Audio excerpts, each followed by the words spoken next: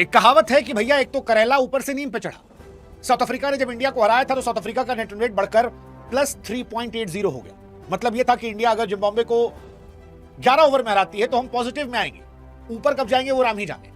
लेकिन अब नीम पर चढ़ गया करेला, क्योंकि वेस्ट इंडीज ने जो मैच जीता है उससे उसका नेट रन रेट +5.350 हो गया। इसका मतलब यह है कि अगर वेस्ट इंडीज साउथ अफ्रीका या फिर इंडिया में किसी एक को हरा देती है तो वो आसानी से सेमीफाइनल में पहुंच जाएगी और यहां से टीम इंडिया के दरवाजे जो है वो बंद हो जाएंगे। टीम इंडिया का वर्ल्ड कप का सफर जो है वो यहीं खत्म हो जाएगा और अब टीम इंडिया पूरी तरह से कुदरत के निजाम के भरोसे है, क्योंकि वेस्ट इंडीज ने जो मैच खेला है वो मैच नहीं तबाही थी, आतिशबाजी थी। 107 रनों से मैच जीत लिया, 254 रन उन्हें ठोके।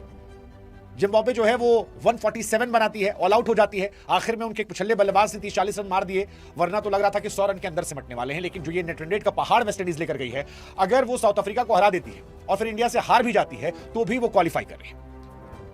मतलब अगर वेस्ट इंडीज एक मैच और जीतती है तो कोई माइका लाल वेस्ट इंडीज को सेमीफाइनल में जाने से रोक नहीं सकता। फिर आप देख लो जी कि इंडिया जाएगी या फिर साउथ अफ्रीका। हाँ, मतलब साउथ अफ्रीका का पक्का नहीं है, क्योंकि अगर इंडिया जिम्बाब्वे को 2 रन से हरा दे, which is not possible practically, तो फिर साउथ अफ्रीका की लंका लग सकती है। साउथ अफ्रीका को भी अपने बचे हुए मैचेस जीतने पड़ेंगे, उसे वेस्ट इंडीज को हराना पड़ेगा। लेकिन अगर वेस्ट इंडीज एक मैच जीती तो आसानी से क्वालिफाई कर जाएगी। फिलहाल जो चांसेस ज्यादा लग रहे हैं वो है साउथ अफ्रीका वेस्ट इंडीज की, क्योंकि दोनों को अपना एक मैच जीतना है। लेकिन इंडिया को सिर्फ अपना मैच नहीं जीतना है, इंडिया को कुदरत के निजाम के भरोसे रहना है, क्योंकि अब हमारी कहानी पूरी तरह पाकिस्तान वाली हो गई है। फलानी टीम फलाने को हराए, फलानवा जो है वो फलानवे से हार जाए और हमारी टीम जो है वो सब जीत जाए, उसके बाद हमारा नेट रेट अच्छा हो जाए तो हम पहुंच जाएंगे। मतलब एक्चुअली में आज वेस्ट इंडीज ने इंडिया की लंका लगाई है जिस तरह से जिम्बाब्वे को हराया, बहुत बहुत बहुत बुरी तरीके से। आप ये मान के चलो, वेस्ट इंडीज का मैच क्या ही कहा जाए यार, मतलब ये कमाल की टीम है। और फिलहाल इंडिया की बैंड बज रही है, इंडिया सुपर 8 में 0 पॉइंट पर है। इंडिया के बैटिंग के जो लक्षण है वो भी बहुत अच्छे नहीं है, और समस्या ये है कि इंडिया के अगले 2 मैचेस जो हैं वो उन ग्राउंड पर हैं जहां पर इतना बड़ा हाई स्कोरिंग मैच नहीं होता। मतलब अगर ये 250-300 वाले स्कोर होते तो शायद वहां पर कहानी होती। लेकिन अगला मैच हमारा जिम्बाब्वे के साथ जो है वो चेन्नई में है। चेन्नई स्लो पिच है, स्लो पिच मतलब वहां पर आप कितना बना लोगे यार, 100-150 जीतोगे नहीं, और इनके पास भी ठीक ठाक स्पिनर है। ऐसे में मुश्किल हमारी वहां पड़ जाएगी। और आखिरी मैच कोलकाता वेस्ट इंडीज साथ।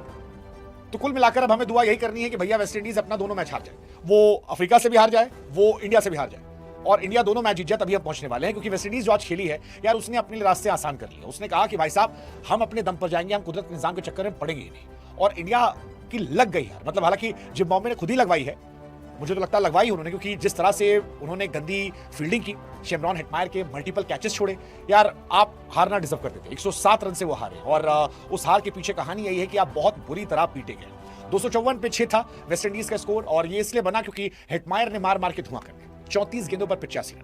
उनके एक ही फील्डर थे, 2-2 बार कैच छोड़ा यार। अब आप हेटमायर जैसे खिलाड़ी का अगर एक मैच में 2 कैच पकड़ोगे। दूसरा, आज कुदरत का निजाम जो था वो पूरी तरह से वेस्ट इंडीज के साथ था। मतलब वो कहीं भी मार रहे थे, वो इधर मार रहे थे तो कोना लग के 4 रन, उधर मार रहे थे कोना लग के 4 रन, उधर मार रहे थे कोना लग के 6 रन। सेम कहानी पावेल की थी। रोमन पावेल आधा तो अंधी मार रहे थे, मतलब 2-3 शॉट उन्होंने मारे हैं जो स्टेडियम के एक शॉट पार भी गया था, लेकिन आधा वो अंधेड़ी मार रहे थे, ताकत से मार रहे थे।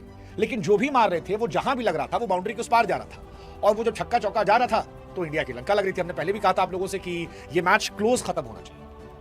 अब सबसे बड़ा प्रॉब्लम ये है कि वेस्ट इंडीज का नेट रेट इतना बड़ा हो गया है कि अगर इंडिया वेस्ट इंडीज को हरा दे, जिम्बाब्वे को भी हरा दे, और वेस्ट इंडीज ने गलती से साउथ अफ्रीका को हरा दिया, तो वो आराम से क्वालिफाई कर जाएगी, क्योंकि +5 बहुत ज्यादा बड़ा रन रेट है और उनकी टीम अच्छी है। पहले भी कह रहा था, 254 6 विकेट के नुकसान पर ये T20 वर्ल्ड कप की हिस्ट्री का 2nd हाईएस्ट स्कोर है।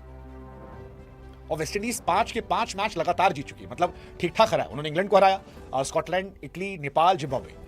अब उनका अगला 2 मुकाबला है वो 2 बड़ी टीमों से, इंडिया और साउथ अफ्रीका के साथ। साउथ अफ्रीका के साथ उनका मुकाबला अहमदाबाद में है, जो सड़क वाला पिच है, जहां पर पिछला मैच भी साउथ अफ्रीका का हुआ था, और इंडिया के साथ ईडन गार्डन में। अब इंडिया इनसे कैसे पार पाएगी ये देखने वाली बात है। बाकी वेस्ट इंडीज के स्पिनर जो थे वो भी कमाल थे, इस मैच में जबरदस्त गेंदबाजी जो है वो कर रहे थे, और बैटिंग जो है वो तो हेटमायर इस बार अलग लेवल पे चले गए। मुझे लग रहा है कि निकोलस पूरन की आत्मा जो है वो हेटमायर के अंदर आ गई। 5 मैच 219 रन, 55 का ऑलमोस्ट एवरेज, ऑलमोस्ट 186 का स्ट्राइक रेट, 2 अर्धशतक, 15 चौके, 17 छक्के। इस तरह क्या लोग यार, मतलब इस टूर्नामेंट में वो छाए हुए 34 गेंद 85, 36 गेंद 64, 12 गेंद 23, 32 गेंद 46। शेमरॉन हेटमायर फिलहाल इस वर्ल्ड कप में आतिशबाजी का दूसरा नाम बन गया। आई डोंट नो यार क्या बोलूं मैं, मतलब थोड़ी सी इज्जत जो है वो आखिर में ब्रैड इवेंस ने बचा ली थी, वो 44 रन जो उन्होंने मारे, वरना एक समय तो लग रहा था कि यार ये मैच कुछ बचा ही नहीं है। पूरी तरह से मैच जो है वो खत्म हो गया है। इस मैच में 31 छक्के पड़े हैं, जो अब तक T20 वर्ल्ड कप के किसी मैच में सबसे ज्यादा पड़ने वाले छक्के हैं। और अगर आप बात करोगे वेस्ट इंडीज की सबसे बड़ी जीत में, तो फुल टाइम जो टीम रही है, फुल टेस्ट मैच खेलने वाली टीम रही है, उसमें तो सबसे बड़ी जीत है। इससे पहले उन्होंने 134 रनों से युगांडा को हराया था, लेकिन आज 107 रनों से हराया है, जिसमें अफगानिस्तान का उनका रिकॉर्ड अपना टूटा है। हालांकि मुझे भी लगता है कि south Africa can defeat West Indies और इंडिया को जिम्बाब्वे को एक ठीक ठाक मार्जिन से हराना चाहिए। उसके बाद लेट्स जस्ट होप कि साउथ अफ्रीका इनको हरा दे और फिर हम हरा दें। और इंडिया को जिम्बाब्वे के सामने एक मार्जिन रखना पड़ेगा, वही मार्जिन जो इंडिया जैसा वेस्ट इंडीज ने रखा। बताया कि बड़ी टीमों और छोटी टीमों में अंतर होता है, तो ये अंतर अगर वो दिखाएंगे तो शायद मजा आ जाए। मैंने कहा था कि हेटमायर ने पूरन की आत्मा को समेटा है। पूरन ने पिछले साल वर्ल्ड कप में, पिछली बार जब वर्ल्ड कप 17 छक्के मारे थे, हेटमायर ने 17 इस बार मार दिए। क्रिस गेल के 16 छक्के रहे हैं, तो उनका रिकॉर्ड जो है वो भी आज टूटा है। ये हाईएस्ट छक्कों का रिकॉर्ड है। इंडिया में तो अभिषेक शर्मा के बैट से एक भी नहीं निकला अब तक, एक ही निकला शायद, तो ये भी अनफॉर्चुनेट है। वेस्ट इंडीज इस वर्ल्ड कप की पहली टीम है जिसने 250 मारा है। हम ये मान रहे थे कि वो हम पहले होंगे, बट हुआ ही नहीं। अभी भी श्रीलंका का हाईएस्ट है 260 रन, ये वर्ल्ड कप के पहले एडिशन में था, केन्या के सामने मारा था 2007 में।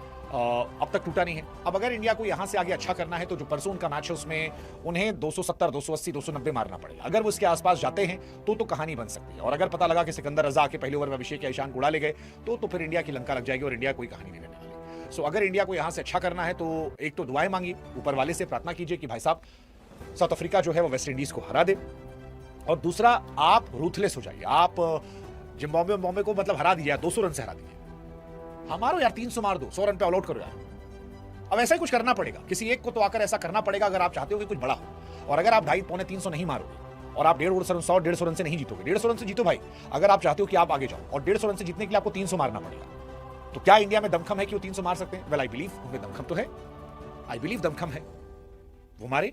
आप क्यों निर्भर हो रहे हो? आप ये मान के चलो कि अभी भी आपके पास 2 मैचेस हैं और आपके पास चांस है, अगर अगला मैच आप 150, पौने 200 से जीत जाते हो और फिर वेस्ट इंडीज को भी आप 60-70 रनों से हरा देते हो या 5-6 विकेट से या जल्दी 10 बार 12-15 ओवर में हरा देते हो, तो फिर आपके चांसेस हैं। बट पॉइंट यही है कि उस लेवल पे क्या जाकर हम खेलेंगे। अभिषेक और ईशान खेल तो सकते हैं, हमने देखा है अभिषेक शर्मा और ईशान किशन खेलते हुए। ईशान ने 6 में 80 मारे थे। अगर ईशान और अभिषेक दोनों एक साथ फायर करेंगे तो अभी भी मुझे लगता है चांसेस है। बट पॉइंट यह है कि क्या इन दोनों में से कोई विराट कोहली बनेगा? विराट कोहली ने एक जमाने में ऐसा किया था, श्रीलंका के सामने मलिंगा को फेंटा मार के रगड़ दिया था और वहां से एक नई लेगेसी बनी थी। वो बनना पड़ेगा, अगला विराट कोहली बनना पड़ेगा, और जो ये विराट बनेगा वो इंडिया को वर्ल्ड कप शायद करीब ले जाएगा। सो 2 तरीका है, एक आप दुआ मांगते रहो और दूसरा हक से जीतो। हक से जीत लो। अगर हक से आप जीत जाते हो तो बढ़िया है, मतलब अगर आप पहले बैटिंग करते 300 मार दो, अगर जिम्बाब्वे पहले बैटिंग करती है आप 10 ओवर मैच जीत लो, आपका नेट रन आसमान पे जाएगा, बशर्ते आप वो करो तो, और फिर वेस्ट इंडीज को हरा दो। आप क्यों देख रहे हो उनका पॉइंट टेबल क्या है? आप एक मैच में गए हो, 2 मैच में कवर कर लो। आई जस्ट होप कि इंडिया यही शायद पॉजिटिव एटीट्यूड लेके आए कि हम कुदरत के निजाम से ज्यादा अपनी परफॉर्मेंस के दम पर कमबैक करेंगे। अगर ऐसा होता है तो कहानी हमारी, और अगर आप ये नहीं कर पाते then you don't deserve. Pack your bag man, enjoy. Thank you Gautam Gambhir, thank you Suryakumar Yadav. Let's see क्या होता है, but I hope India come back करे। आई होप ईशान और अभिषेक कम बैक करे। आई होप ईशान, अभिषेक, तिलक, सूर्या, हार्दिक, रिंकू, दुबे ये करवा ले। I hope, let's C.